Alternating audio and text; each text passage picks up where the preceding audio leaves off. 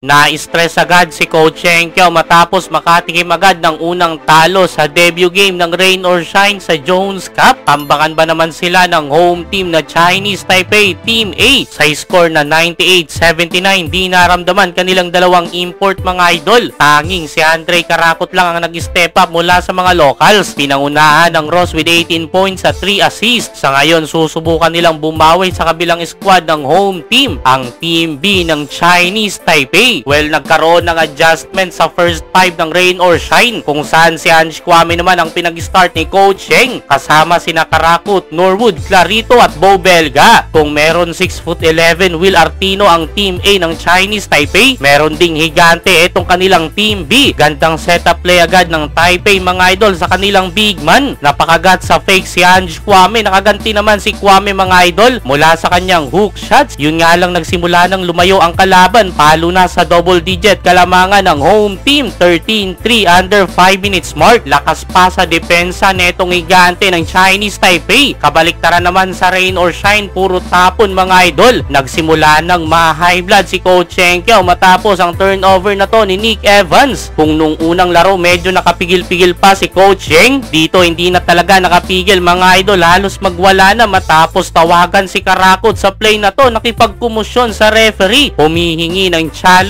si Coach Cheng pero paliwanag ng referee, wala daw yon sa rule. 16-point lead para sa Chinese Taipei Team B. 30-14 end of first frame. We challenge it.